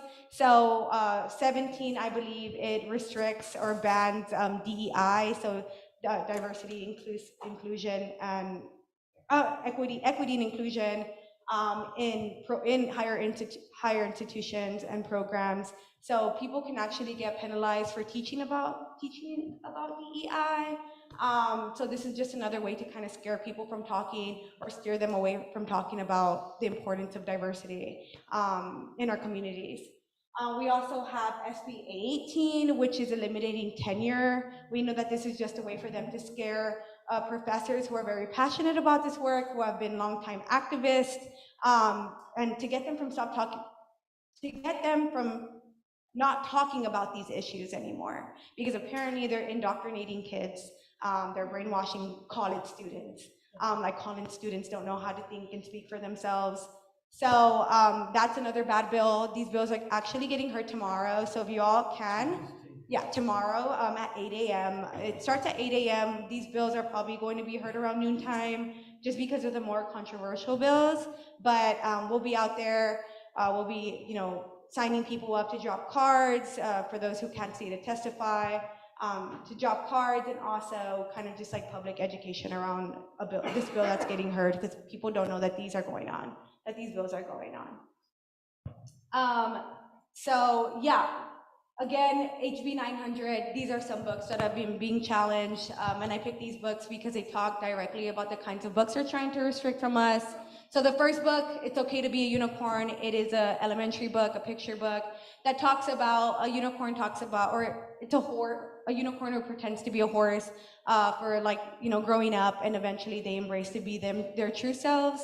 And for some people, we know what this means, right? But they don't want to see LGBTQ plus themes in our schools. So this is one book that's been challenged. I don't know that it's been banned. Pretty sure it has. Yeah, it might. Yeah, it's a rainbow in the story, so it must talk about somebody who's a part of the LGBTQ plus community. We have Caste, which talks about how racism has been embedded into American institutions, American system, hierarchies, and that those conversations make people uncomfortable. And again, I think being uncomfortable is totally okay, and that's how we grow and we learn. And then we also have, so this is a book that was being challenged, I think, in Frisco ISD. So this book was being challenged by a parent because they don't trust Disney, apparently. So these are the type of people we're allowing. So these are the people who have jurisdiction over what books get banned and don't get banned.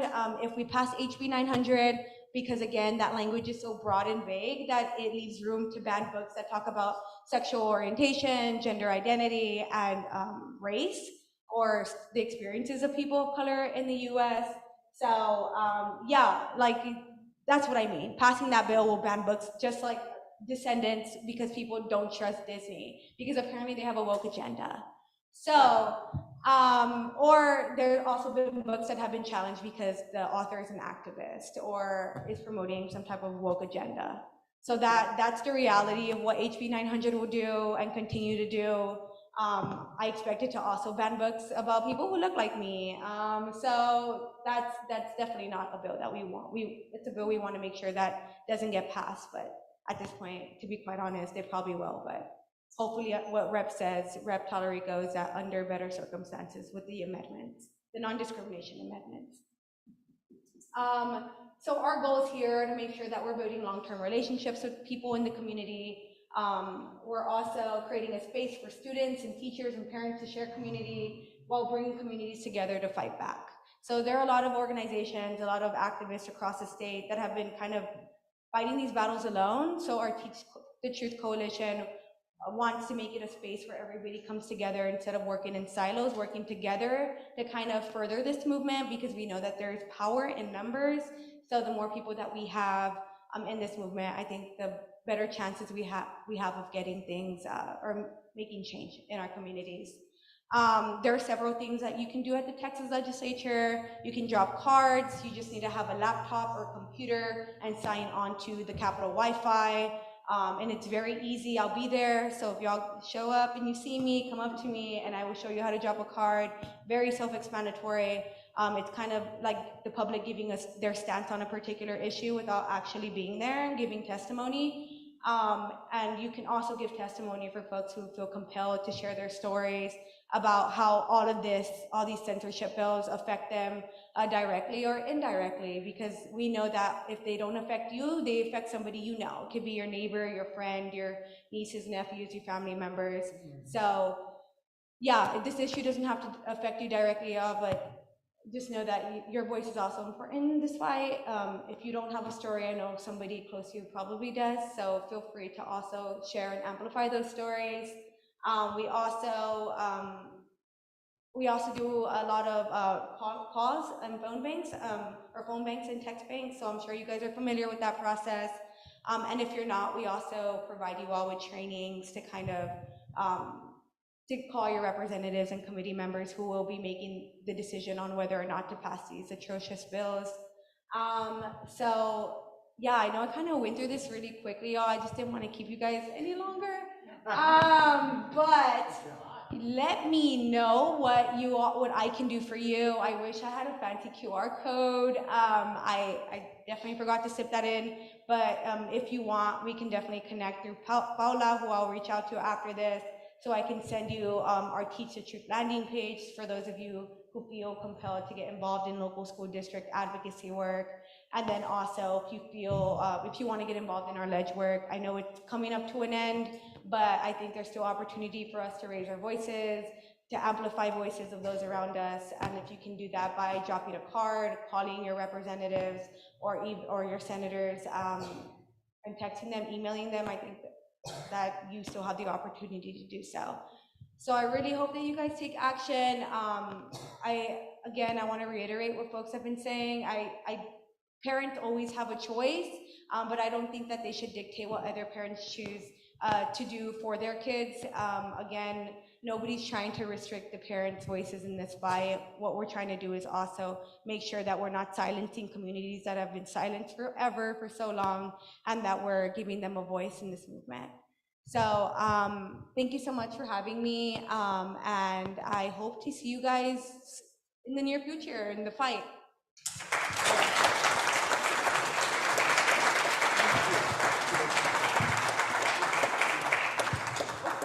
Any questions for me? Exactly where tomorrow will you be in the Texas Ledge? So I will probably be in the Capitol Rotunda, so whatever exit, there's like 4 different entrances, it's the middle with the big star on the top. I'll be there with other members of TFN to help people drop cards. Tell me what you mean by drop a card. Yeah, so dropping a card is a way to register your position on public record for or against a specific bill. So what you'll do is you'll get on a laptop or a tablet. It'll ask you to fill out your name and then register your position. And you could choose to testify, not to testify. So if you click testify, I think it automatically signs you up to testify. So you'll have to stay there all day and wait till your name gets called. But Do it's that just, at the Capitol. you can do that at the Capitol. You can only do it as you're connected to Capitol Wi-Fi with any tablet or laptop. Any other questions? Thank you. Oh, you have my- oh. I'm sorry, No, I've been doing this for the last several weeks on behalf of the Texas Impact and Building Women Voters. I get so upset about all this. Oh, I know, I'm so sorry. They're one of our great partners. Is there a hierarchy of what's most effective? Because I have called, I have done emails. Yeah, so just, again, what Rep. Talarico said, I think everything is powerful, everything that you do, there's definitely no hierarchy, as long as I know this work can feel a little, exhausting and draining if we're gonna be honest here, but I think as long as we stay up and we fight the good fight and we show them that we're not backing down, I think we'll be a force to be reckoned with. And it sets a precedent for the future. So we're building a more informed public. We're allowed to, conquer these things more effectively in the future because more people will be aware of what's happening. So any way, calls, text, emails, dropping cards, speaking to them directly. I think it's always best to personalize the issue. So like if we show policymakers that these are affecting real people in our community, I think that's always a way to kind of hopefully move them, because a lot of them don't see their constituents as real people. They see them as just votes to win their next re-election to hold on to power. But again, I want to reiterate that we are in charge. We get to decide what happens in this country, whether it's electing, participating in local elections, or going out and spreading the word. I think anything that you do could really, really help a more informed public to make better decisions in the future. Thank you.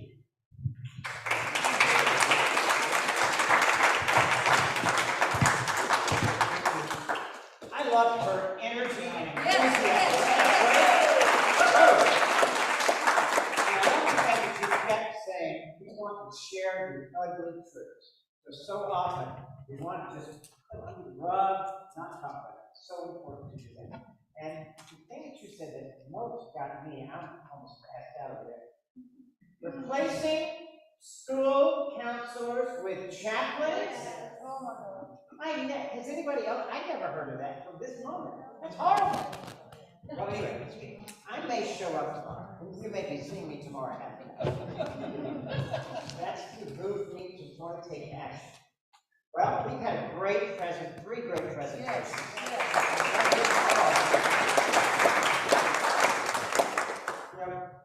A program like this today just didn't happen by chance. So I want to thank the people who made it happen.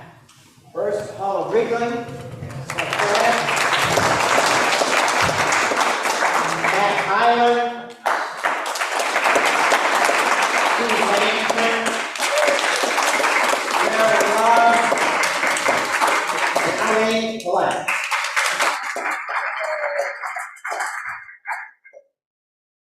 There are lots of ways we could have spent a Sunday afternoon. But I think that you will agree that we spent our time well. And we will leave here not only better informed, but certainly in my case, inspired to take action. Make the calls, show up at the Capitol, stay informed, join when I get the United Voting. I'm going to join them. I'm going to take action because that's what it's all about. So the only thing that could have made this afternoon better is if they had been streamed live into the Capitol. Thank you so much for being here.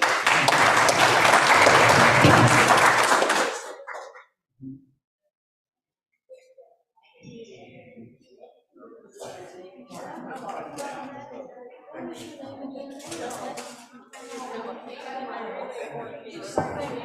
you.